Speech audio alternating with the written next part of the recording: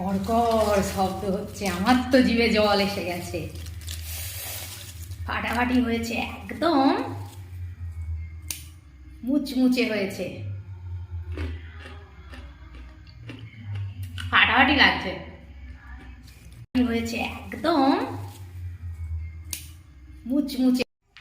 ময়দা নিয়েছি, ময়দার মধ্যে দিয়ে দিচ্ছি বেশ কিছুটা কালো জিরে আর পরিমাণ মতন দেব তেল,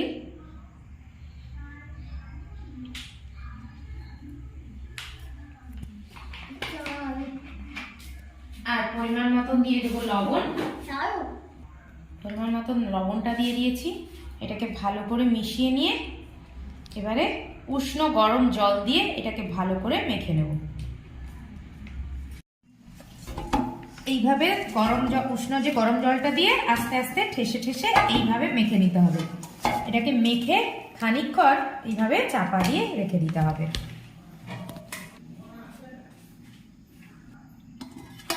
আমি প্রায় 30 মিনিট 35 মিনিটের মতন চাপা দিয়ে রেখেছিলাম মাখাটাকে। এইভাবে এবারে এটাকে আবার ভালো করে ঠেসে ঠেসে মেখে নিচ্ছি। দিয়ে এর থেকে আমি বড় বড় করে লেচি কেটে নেব। আমি এবারে এটা থেকে কিছুটা পরিমাণে কেটে নেই, কেটে নিয়ে এটা থেকে আমি গোলা বানিয়ে নেব। এটা থেকে আমি কি বানাবো জানো? একটা এমন জিনিস যেটাকে যে কেউ বাচ্চা থেকে বুড়ো সবাই খেতে ভালোবাসে, আর চা দিয়ে এটা যা লাগে না খেতে, এটা হলো কুচো নিমকি। সেটাই আজকে আমি তোমাদের সাথে শেয়ার করব কিভাবে বানাই। চলো দেখি। গোলা না আছে আর একটু সরাও না। আর যারা নোনতা খেতে ভালোবাসে তাদের কাছে এর থেকে ভালো খাবার আর হতেই পারে না। আমার তো ঝাল জিনিস আর নোনতা জিনিস ভীষণ পছন্দের, তাই এগুলো বাড়িতে থাকলে সারাদিন মেয়ে আর আমি খেতেই থাকি। এত টেস্ট লাগে এই কুচো নিমকিটা, আর চা দিয়ে যদি হয় এই কুচো নিমকি বিকেল বেলা, উফ জমে যাবে সারা বিকেলটা।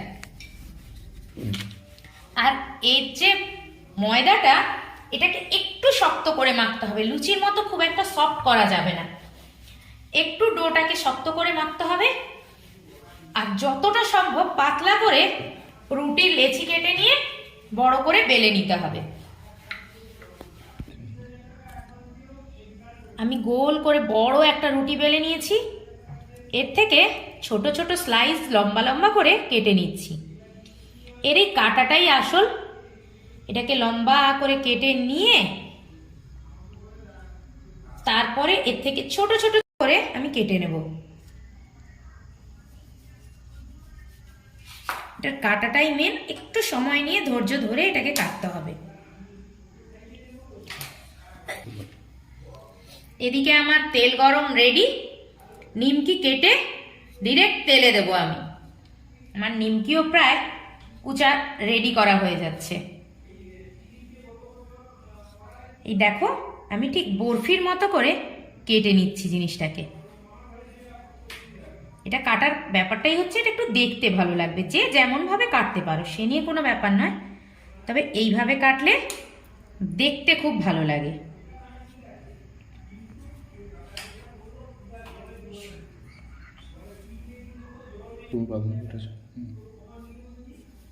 আমার রেডি হয়ে গেছে। আমি এবারে এটাকে তেলের মধ্যে ছাড়ব। তেলও প্রায় আমার গরম। এটা তবে ভাজার একটা পদ্ধতি আছে, এটাকে একটু কম তাপে ছাড়তে হবে আর খুব ধীরে ধীরে এটাকে ভাজতে দিতে হবে।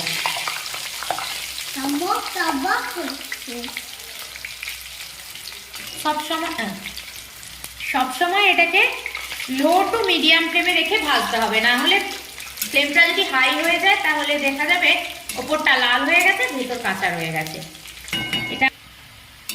এটার ওপর লাল হয়ে গেলে ভেতর কাঁচা থেকে গেলে সেই যে মুচমুচে টেস্টটা সেটাই আমরা পাবো না। তাই খুব সময় নিয়ে এটাকে একটু ব্রাউন ব্রাউন কালার করে ভাজতে হবে। খুব লাল করো না, তাহলে টেস্ট পাওয়া যাবে না। একটু ব্রাউন হলে তারপরে আমরা তুলে নেব এটাকে। দেখো ব্রাউন ব্রাউন হয়ে এসেছে।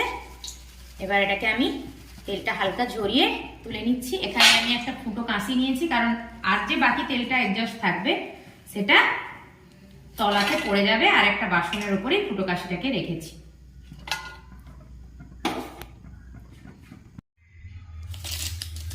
কড়কড় শব্দ হচ্ছে, আমার তো জিভে জল এসে গেছে। ফাটাফাটি হয়েছে, একদম মুচমুচে হয়েছে, ফাটাফাটি লাগছে। আরেকটা খাই দাঁড়াও। Awesome awesome. এতে একটু জিনিস অ্যাড করতে হবে, সেটা দিয়ে নেই না। এর সাথে আমি এটা অ্যাড করছি হালকা চাট মশলা।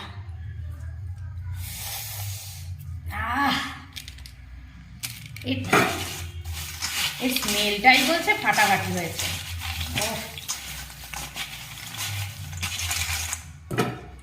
প্লেটে যাওয়ার জন্য চার সঙ্গে জমিয়ে খাওয়ার জন্য রেডি।